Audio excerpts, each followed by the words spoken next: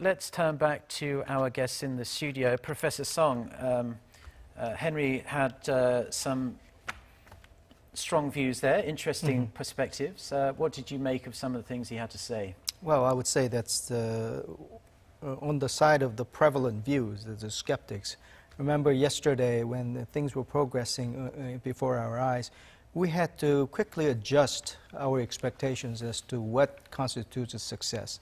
At first, it was specific measures that show that there's a firm commitment, but at the end, we had to resign to the fact that if the next step happens, the Washington trip and the meeting, probably that would be the success. Of course, it's going in, that was one of the success criteria, but kind of overtook as a major criteria.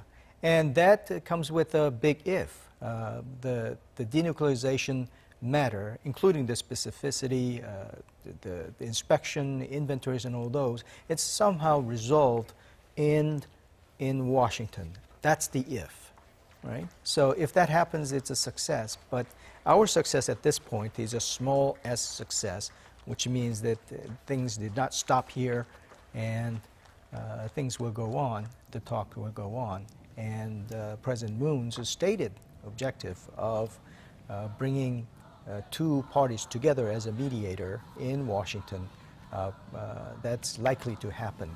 I think that the pessimism about the long-term perspective is, I think, just still shared strongly. North Korea, still, people think that North Korea will never give up their nuclear program in one way or the other, because that's the only thing they have.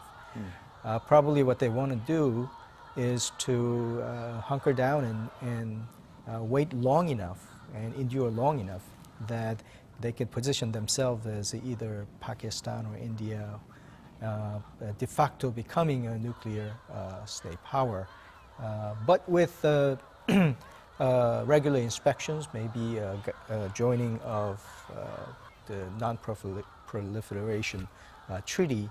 So as long as it's controlled in a way in the eyes of international community, probably that's acceptable to both parties. But that comes with the kind of a prize that North Korea wants, lifting of sanctions, economic cooperations, and some ways pouring in of foreign investments, not only from South Korea, but from the world community.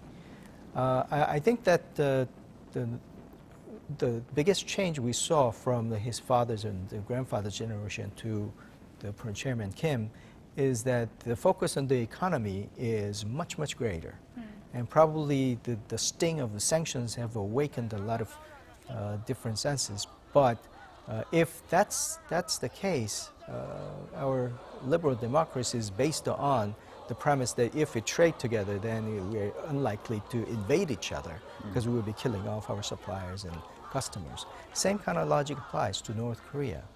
So if they are sure that there won't be any attacks from the United States, and if there is some environment already in place for economic development, I would say at this point, why not? So, wrapping up what you're saying there, if you are watching and you have some expectation that this might be resolved in a year or two, then perhaps you should be a little bit more realistic, because this is something that's going to take a number of years, perhaps even decades, to resolve and to bring North Korea back into the fold of the international community. And perhaps they will still have their nuclear weapons with them, since it's their number one bargaining chip, and they've spent so long building up their regime so they could have. Right. I hope that's not the case. Yeah. But I think that, as the expert was saying, that was a goal for the North Korea all along, and he hasn't seen any indication, not only from the language of the text or those things that have been reported. He didn't see any changes in that stance, and there's no reason to change the stance either. So if that's the case, the next best scenario, which is a lesser optimistic option, is to how to control it. But probably we haven't gone that far. I think that a lot of experts are saying, including myself, is that what we want to do in this part of the process towards the complete peace process is that somehow we have to secure a certain point or certain agreements or certain things that we can hang our coat on, meaning that we can have something to build upon itself, right? Rather than the complete resolution of things. Because even if there is a complete agreement with Donald Trump, first of all, we don't know how long Donald Trump might last, or the next president come in and do the thing that Donald Trump did to Iran deal. So there's uncertainties abound that we cannot really rule out any of those. So knowing that, I think North knows about this too. So best thing we can do is do the best as we can so that we can have some foundation to build upon and go from there, which we did. We kind of stuck to what was been said in Panmunjom, and before that what was said in 10-4 declaration. Before that it was 6-15 declaration. So those kind of progression, sometimes it's very slow going. It's the process that we hope is quickly resolved, but nonetheless, unfortunately, it has been decades and decades of in making. And probably it's not going to be 1 year from now that we see the last station. Probably it might be a little bit longer. And Jung-hee, you've been listening to what Mr. Sokolsky and Professor Song have been saying intently. What's your read on the situation? Well, you know, after that summit agreement was released, I want to introduce the general reactions from the South Korean media. I mean, of course, there are skepticisms regarding the details of North Korea's plans in terms of denuclearization. But, you know, I mean, if we go back to the starting point, if we go back to the expectations that we had in the beginning, that we were hoping that the Inter-Korean Summit could, you know, get the discussion between North Korea and the U.S. rolling once again. And after that summit agreement was out, the latest reaction from Washington was that President Trump welcomed the summit agreement.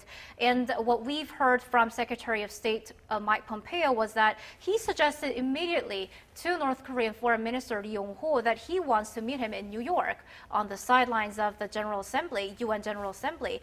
And he also suggested that North Korea and the U.S. need to kickstart their working level talks in Vienna in Austria with the U.S. Special Envoy for Nuclear Negotiations. And the U.S. is willing than ever, more than ever, to kickstart a very quick denuclearization process up until the January of 2021.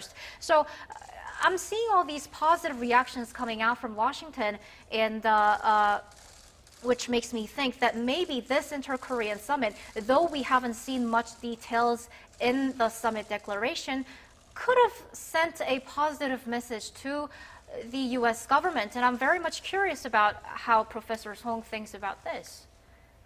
About the skepticism, you mean? About the welcoming reaction from Washington. What do you think is the factor behind this? Well, I think it has to do with the political domestic situation and the tendencies of Donald Trump. Whenever he can, he claims victory, sometimes claims victory on where it's hard to find anything to celebrate.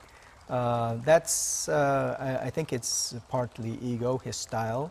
And as a businessman, you can say some positive things about it. You claim it, and then you try to make it happen as much as possible. It's not the way that most politicians do or college professors do, but that's what made Donald Trump a successful businessman. Very unconventional in a way that Washington sees it. Sometimes it fails, so he's been called a liar or buffoon before, but I'm hoping that in this venture, in this business of making peace in Korea, whatever he claims at this point, I think that the leaders in North and South Korea are willing to go along with it and make the best out of it so that however sketchy it is at this point will come to fruition. Well, I think